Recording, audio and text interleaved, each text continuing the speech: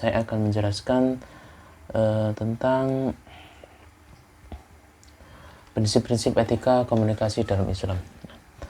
Komunikasi memiliki peran yang sangat penting dalam ajaran Islam. Banyak ayat-ayat Al-Quran dan Sunnah Nabi Muhammad SAW yang menekankan pentingnya komunikasi yang baik. Jika kita menelusuri kedua sumber utama dalam Islam, yaitu Al-Quran dan Sunnah sebagai landasan hukum, maka kita dapat menemukan berbagai prinsip etika serta panduan untuk berkomunikasi secara baik dan benar sesuai ajaran Islam. Prinsip yang pertama yaitu qaulan sadida. Qaulan sadida merupakan ungkapan yang berarti ucapan yang benar, tepat, dan sesuai dengan fakta. Dalam konteks ini, sadida berasal dari kata sidik yang berarti kejujuran. Oleh karena itu, qaulan sadida menunjukkan bahwa ucapan yang disampaikan harus mencerminkan kebenaran tanpa adanya kebohongan atau penipuan. Ucapan ini tidak hanya terbatas pada kebenaran faktual, tapi juga mencakup kejujuran dalam niat dan maksud pembicara. Dalam Al-Quran, Allah seringkali menekankan pentingnya kejujuran yang menciptakan suasana yang kondusif untuk dialog yang konstruktif. Ucapan yang benar menghindarkan kita dari salah paham dan konflik yang seringkali muncul akibat informasi yang tidak akurat. Qaulan baligha. Qaulan baligha berarti ucapan yang jelas, efektif, lugas, dan tidak terbelit-belit. Kata baligh berasal dari akar kata yang berarti sampai atau mencapai. Dalam hal ini, ucapan yang baligh memiliki kemampuan untuk sampai pada esensi pesan yang ingin disampaikan, serta menggerakkan perasaan dan pemikiran pendengar. Kata balighan terdiri dari huruf ba, lam, dan qain. Menurut para pakar bahasa menyatakan bahwa semua kata yang terdiri dari huruf-huruf tersebut mengandung arti sampainya sesuatu ke sesuatu yang lain.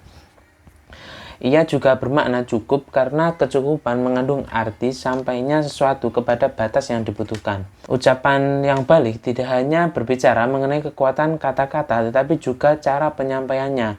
Ucapan yang jelas, ringkas, dan tepat sasaran dapat menciptakan pengaruh yang mendalam terhadap pendengar. Dalam konteks dakwah, kata-kata yang lugas dan kuat dapat menjadi alat untuk menyampaikan pesan kebenaran, memberi inspirasi, dan mendorong perubahan positif dalam masyarakat.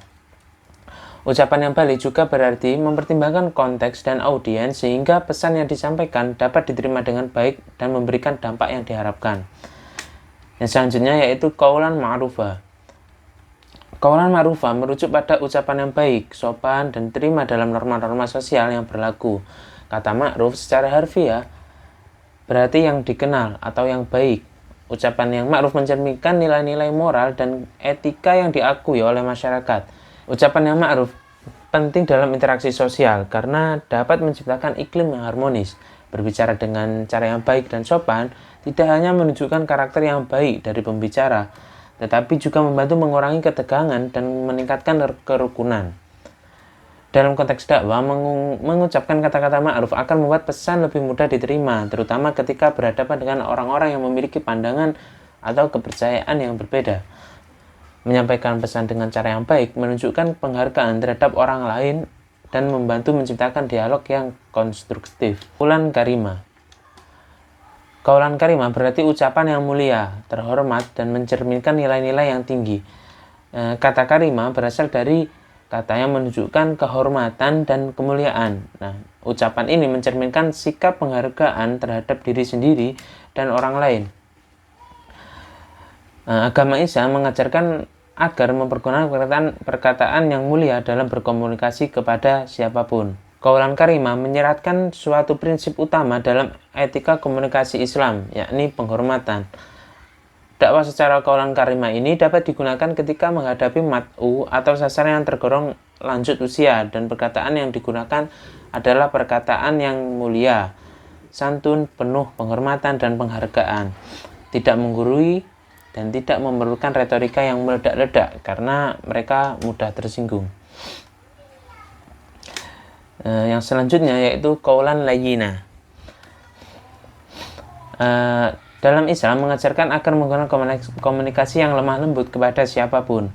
Dalam keluarga, orang tua sebaiknya berkomunikasi pada anak dengan lemah lembut, jauh dari kekerasan dan permusuhan.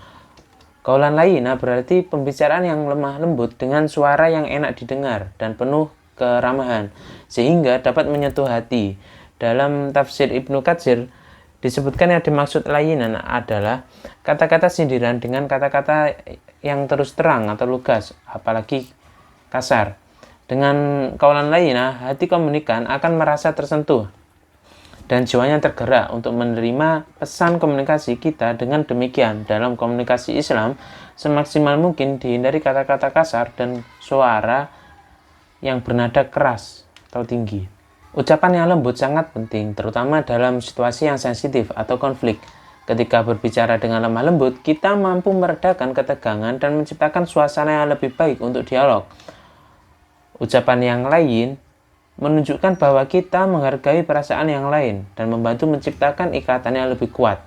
Dalam konteks dakwah, berbicara dengan lemah lembut kepada orang yang mungkin berbeda pandangan dapat membuka jalan untuk pemahaman dan penerimaan yang lebih baik. Hal ini adalah pendekatan yang lebih efektif daripada berbicara dengan cara yang keras atau agresif yang dapat menyebabkan penolakan. Yang selanjutnya yaitu qaulan maisura. Secara terminologi, qaulan maisura berarti mudah. Lebih lanjut, dalam komunikasi dakwah, dengan menggunakan qaulan maisura dapat diartikan dalam menyampaikan pesan dakwah. Dai harus menggunakan bahasa yang ringan, sederhana, pantas, atau yang mudah diterima oleh mat'u secara spontan tanpa harus melalui pemikiran yang tepat. Qaulan maisura berarti ucapan yang mudah dipahami, sederhana, dan jelas. Istilah maisura mencerminkan kesederhanaan dan kemudahan dalam berkomunikasi. Di dalam dakwah, qaulan maisura dapat digunakan oleh dai sebagai teknik dalam berdakwah agar pesan yang disampaikan mudah diterima, ringan, pantas, serta tidak berliku-liku, yakni dengan cara mempertimbangkan dan memperhatikan mat'u yang akan dijadikan sasaran sebelum menyampaikan pesan-pesan dakwah. Baik, selanjutnya adapun tantangan dari etika komunikasi Islam di era digital. Yang pertama adalah penyebaran hoax, disinformasi, dan juga misleading content.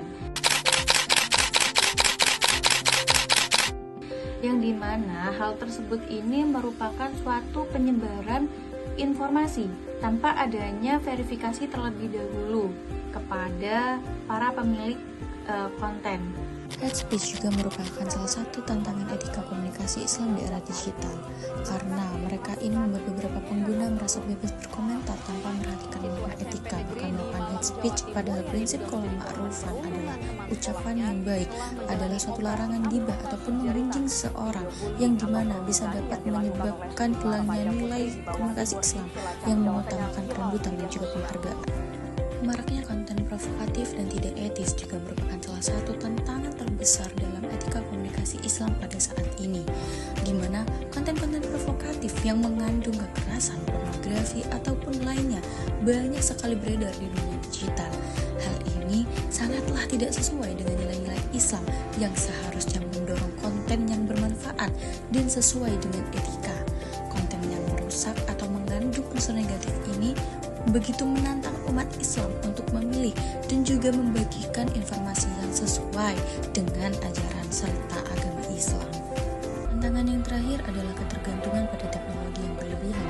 Terlalu sering menggunakan perangkat digital atau media sosial dapat mempengaruhi kualitas ibadah dan waktu yang seharusnya kita gunakan sebaik-baiknya. Assalamualaikum warahmatullahi wabarakatuh. Perkenalkan, nama saya Usman Tayani dengan NIM 2221030100057. Nah, di sini saya akan menjelaskan tentang penerapan prinsip-prinsip Islam dalam komunikasi digital.